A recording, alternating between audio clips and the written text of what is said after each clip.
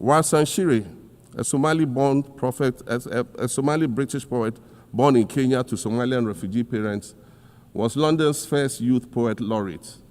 She writes in her poem titled Home. And it says, you have to understand that no one puts their children in a boat unless the water is safer than the land. No one bends their palms under trains beneath carriages. No one spends days and nights in the stomach of a truck feeding on newspaper unless the miles traveled mean something more than just a journey. Madam President, we cannot normalize cruelty. We cannot normalize hatred. We cannot normalize xenophobia and racism. If we're going to tell a story, let's not tell its slant. Let's tell all the truth. When we speak of migrants, we speak of Mami Ewusi Mensah Frimpong, a judge on the U.S. District Court for the Central District of California. She's the first black female judge on any of California's 4 federal district courts. She was born here in America to immigrant parents from Ghana. We speak of Peter Bosman, a medical doctor in Ghana who moved to the town of Piran in Slovenia in the 1980s and later became the first black mayor of Piran, the first black mayor in Slovenia and in the whole of Eastern Europe. We speak of T. Michael, the iconic Ghanaian Norwegian artist and designer. And of course, we speak of the late Kofi Annan, former United Nations Secretary General.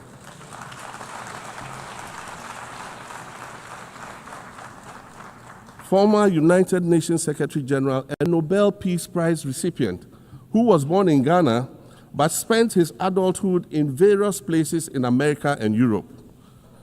These are people who have brought great distinction to the countries that they decided to call home.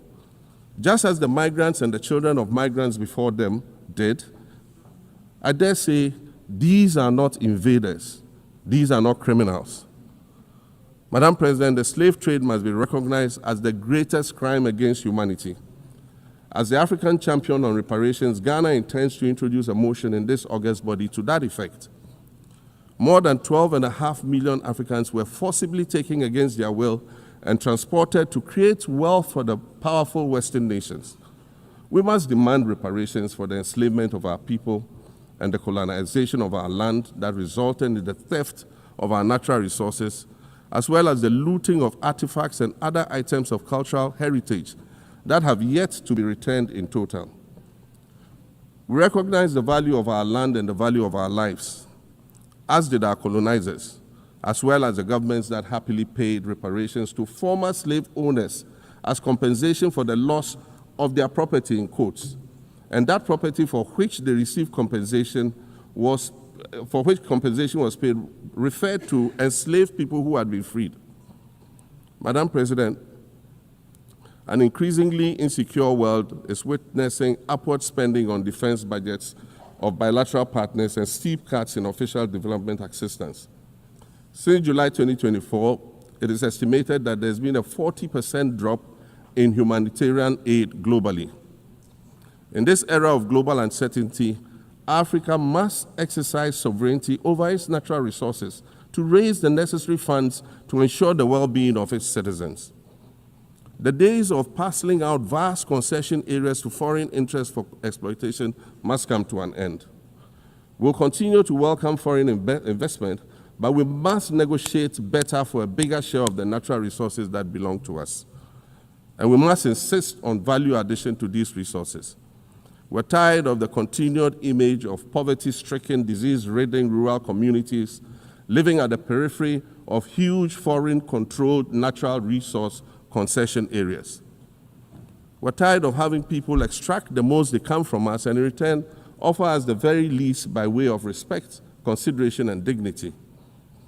We're tired of not being represented in ways that reveal the richness and complexity of our history or acknowledge all that we have overcome to arrive here in this liminal space of untold possibilities. Allow me to echo the Indian-American writer Arundhati Roy, who wrote, "Another world is not only possible, she's on her way. On a quiet day, I can hear her briefing." I want to add that for the sake of Africa, and quite selfishly for the sake of my 18-year-old daughter, I hope that this new world that is arriving is a place of safety and equality for women and girls. To succeed, we must empower everyone, including women and girls, to reach their full potential. In closing, Madam President, I'd like to congratulate you on your election to preside over this historic 80th General Assembly and on being the 5th woman to hold this distinction. I'd also like to congratulate Her Excellency Nana Jane Opoku-Agyeman on being the first woman Vice President of Ghana.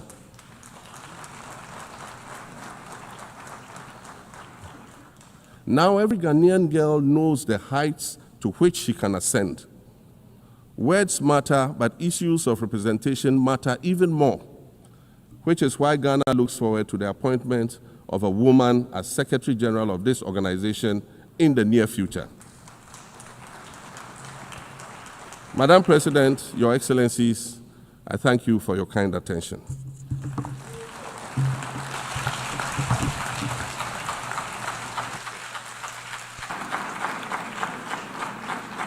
On behalf of the General Assembly, I wish to thank the President of the Republic